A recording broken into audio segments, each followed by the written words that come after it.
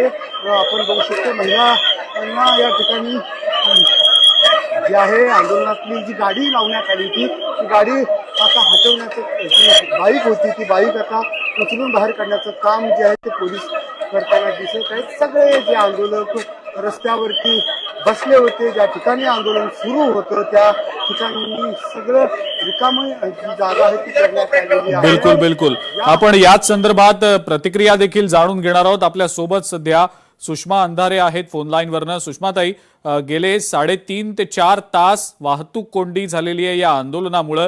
हा खरं तर ठिय्या आंदोलनाचा जो विषय आहे तो अत्यंत गंभीर आणि संवेदनशील आहे।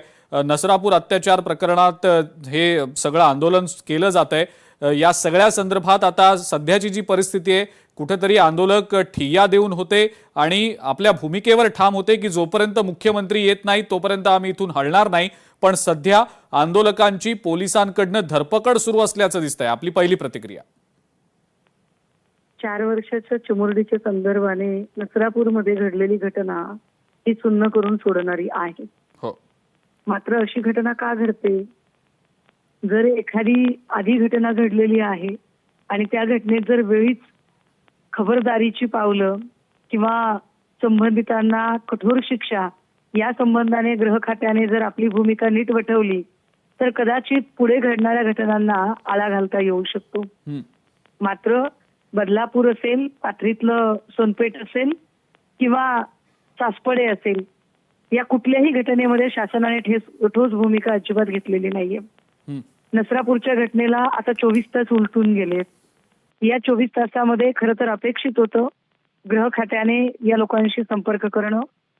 तिथले जे पोलीस आयुक्त आहेत श्रीयुत गिलजी यांनी लाईन ऑफ ऍक्शन नेमकी काय झालेली आहे, कोणती कलमं लावलेली आहेत, या संपूर्ण प्रकरणाला फास्ट ट्रॅक कोर्टवर घेण्यासंबंधाने शासनाकडून काही हालचाली झालेल्या आहेत का, हे पीडितेच्या नातेवाईकांना बोलणं अपेक्षित होतं।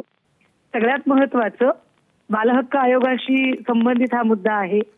बालहक्क कल्याणाशी संबंधित हा मुद्दा आहे। त्यामुळे महिला बालहक्क मंत्री कुठे आहेत?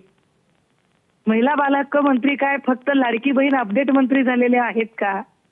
त्यांच्या काळजाला या संवेदना भिडत नाहीत का? त्यामुळे लोकांच्या संताप जो आहे तो प्रशासनाने दाखवलेला अत्यंत असंवेदनशीलपणा, त्यामुळे लोक असे बिथरलेले आहेत। आता या लोकांशी संवाद साधण्याच्या ऐवजी जर त्यांची धरपकड केली जात असेल तर ते अजून वाईट आहे। अगदी खरंय।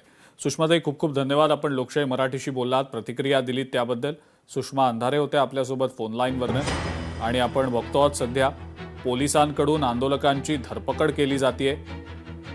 आरोपीला फाशी देण्याची आंदोलक मागणी करत आहेत आणि त्याच अनुषंगानं जी चिमुकली आहे तिचा मृतदेह रुग्णवाहिकेमध्ये ठेवून ठिय्या आंदोलन नवले ब्रिज परिसरामध्ये केलं गेलेलं आहे।